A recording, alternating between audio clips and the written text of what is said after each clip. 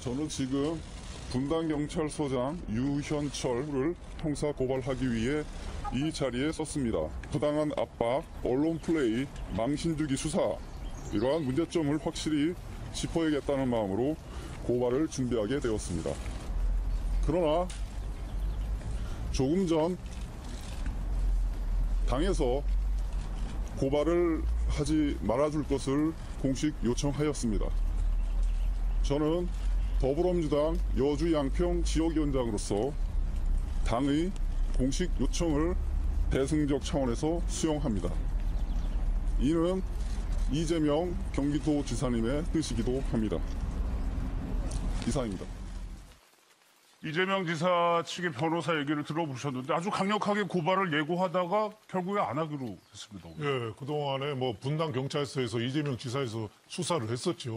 근데 이제 수사가 끝난 다음에 기소 의견으로 검찰에 넘겼습니다. 이제 친형에 대한 병원 강제 입원이라든지 대장동 땅 개발 업적 과잉이라든지 검사 사칭 이거를 검찰에 넘겼는데 그걸 이재명 지사 측에서 그건 좀 부당 수사고 좀 짜맞추기고 망신주기식 수사다 해가지고 경찰을 고발하기로 했는데 오늘 그 담당 변호인이 고발한다고 발표하면서 그 자리에서 고발을 하지 않기로 했다고 또 같이 발표를 한 거예요. 그러니까 어떻게 보면은 더불어민주당에서 이해찬 대표가 직접 요청을 한 거죠. 그래서 이제 대승적으로 좀 받아들여진 건데 경기도지사로서 그 대권 주자고 하는 의미에서 그걸 또 공권력인 경찰을 상대로 고발하기에는 조금 좀 부담도 서로 더불어민주당도 부담도 되고 이재명 지사도 좀 부담이 되지 않았느냐 싶고 또 불감청 고소원이라는 말이 좀 생각나더라고요. 원하기는 하는 좀 부담이 되지 않았느냐 싶고 또 불감청 고소원이라는 말이 좀 생각나더라고요. 원하기는 하는데 그 감히 청하지는 못하지만 바라던 바다 불감청 고소. 그러니까 경찰에 대해서 고발한다는 자체를 발표하는 자체만 해도 내가 그만큼 피해를 당하고 있다. 내가 희생양으로 수사를 좀 가혹하게 받았다는 거를 국민들한테 충분히 어필했다. 이런 차원에서 취하한 거 아닌가 이런 생각이 듭니다. 그러니까 윤 대표님 말씀대로 이재명 지사 측에서는 얻을 효과는 다 얻은 거 아닌가요? 아직 남아있죠. 남아있어요? 이 죄 유죄냐 무죄냐가 굉장히 중요하죠.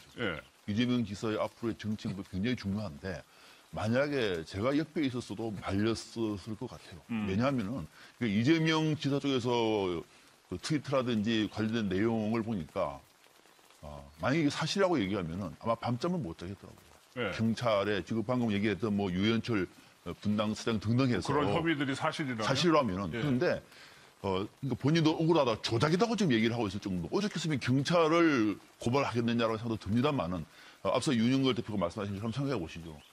이재명 지사도 지금 민주당의 대선 주자 중에 한 명이고 현재 광역단체장입니다. 민주당 소속입니다. 여기서 지금 수사 단계에서 경찰하고 싸우면은 누가하고 싸우는 거죠? 문재인 정부의 경찰하고 싸우는 거예요. 누가? 문재인 정부의 경기도 지사가. 국민들이 어떻게 볼까요?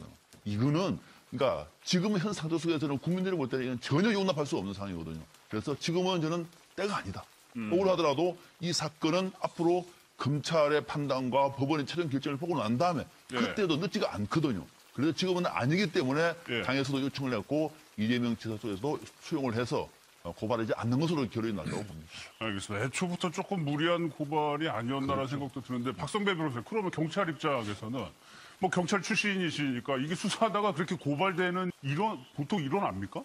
흔하진 않습니다. 보통 경찰 수사가 편향돼 있다고 판단하면 경찰서 소속의 청문감사실에 징계를 요청하거나 진정을 하는 경우는 안내받기 때문에 일반적으로 이루어지는데 담당 수사 경찰관이나 그 수사 지휘 라인을 직접 형사 고발을 하는 경우는 아주 없진 않습니다만 드문 일입니다. 그래서 이재명 지사가 고발하려고 한 이유는 한 두 가지 정도로 저는 추측을 했는데 첫 번째는 정말 나는 결백한데 이해할 수 없는 대대적인 수사를 하고 편향적인 수사를 한다는 그 감정을 토로하는 것이 하나고 두 번째는 이 고발이 만약에 유죄로 받아들여지면 적법한 절차를 거치지 않은 수사이기 때문에 그로 인해 취득한 증거들을 증거 능력을 부인해서 유죄의 증거를 쓸 수가 없게 되거든요.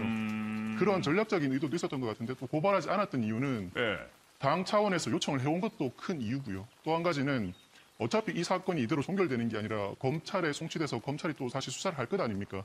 검찰에서 소명하는 거나 경찰을 고발한다고 해서 어차피 검사가 수사를 할 텐데 그 두 가지 판단이 동일할 거다. 어차피 총치된 이 사건에서 검찰에서 충분히 해명하면 본인의 억울한 점은 해결될 수 있을 것이라는 두 가지 판단 때문에 결국은 고발하지 않기로 결정한 게 아닌가 싶습니다. 사실 집권여당의 소속의 도지사하고 공조직이 갈등하는 모습. 그러니까 손정현 선생 경찰들도 편하지는 않았어요, 그동안에. 사실 속마음은 매우 불편할 수밖에 없는 것이죠. 왜냐하면 내가 수사를 오히려 대중들은 왜 수사를 신속하게 하지 않느냐 이런 의견들도 있었거든요. 그러니까 예를 들면 국민적인 여론이 경찰이 너무 편향되게 이재명 지사에 대해서 편파적으로 부당하게 수사를 했다라는 의견이 다수의 의견이 모아진 다음에 저런 조치가 있었던 것이라기보다는 오히려 신속한 수사가 안 된다 이런 의견도 있었기 때문에 대중들의 어떤 여론이나 이런 것들이 뒷받침되지 않은 상황에서 경찰의 어떤 수사에 위법한 점이 있었고 불편부당하다 그리고 이것이 형사처벌 대상이다까지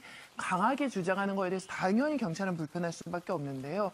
실제로 이렇게 이야기하고 있습니다. 다만 공식적으로는 저희 너무 불편합니다 할 수는 없지 않겠습니까? 모든 절차나 이런 것들을 신중하고 공정하게 수사를 했고 경찰뿐만 아니라 검찰과도 협의를 했고 영장 청구를 하면 결론적으로는 법원에서 범죄 혐의 소명 여부를 판단해서 영장을 발부하는 것이기 때문에 경찰이 자의적으로 또는 독단적으로 편파적으로 수사한 게 아니라 공정하게 수사하려고 노력했다. 이게 경찰의 입장입니다. 예. 근데 박상범 박사님, 이재명 지사 측에서 한국당의 논평에 대해서도 고발한 적이 있었더라고요. 네. 논평 내용에 대해서 고발하는 것도 흔히 일어난 일은 아니고. 그것도 명예훼손으로 본 거죠. 예. 논평이 뭐냐면은 이재명 지사가 조폭과 연루됐다라고 하는 것이 선거 때 많이 나오지 않았습니까? 예. 관련돼서 자유한국당의 대변인들이 이런 얘기를 했습니다. 민주당은 조폭 스폰서가 밀어주는 후보들을 콕 집어서 쿵치는 이유가 뭐냐? 조폭 스폰서라고 얘기를 했습니다. 단정적으로 얘기했죠. 그렇죠. 또 뭐 민주당판 성남 아수라가 절찬 상영 중이다 등등의 이런 내용들이 있는데 이와 관련해서 이거는 허위 사실이다, 명예훼손이다 해가지고 이제 고발을 했는데 무혐의 결론이 났습니다. 이거는 대변인들도 대변을 할 때요. 근거 없는 얘기를 한 것이 언론에 나왔던 거 상당 부분 그 신뢰가 있다고 판단하기 때문에 하는 것이지 없는 얘기를 만들어서 한 것이 아니기 때문에 결국은 무혐의로 결론은 났습니다. 예. 그러니까 손정현 선생 이유는 그냥 신빙성이 있는 거를 근거로 했다 이런 겁니까? 이유는? 그러니까 우리나라에서 이제 명예훼손 관련 위법성이 조각되려면 진실한 사실로 믿을 만한 상당한 이유가 있고 공적인 목적으로 밝혔을 때는 처벌되지 않을 수 있는데 재판부께서는 이런 여러 이야기가 한 지상파의 보도 프로그램을 통해서 많이 나왔거든요. 의혹이 제고 여러 가지 단서들을 제공하면서 연루설 이렇게 이제 방송을 한 근거를 가지고 이런 주장을 했기 때문에 그 당시 시점에선 이게 진실인 것으로 믿을 만한 상당한 이유가 있다. 이게 서로 허위라고 하더라도 진실한 사실이 아니라고 하더라도 그것을 밝힌 사람이 믿을 만한 상당한 정황적인 어떤 상황이 있었다고 한다면 처벌할 수 없는데 그에 해당되는 것이 아니겠느냐라는 게 법원의 판단입니다. 알겠습니다.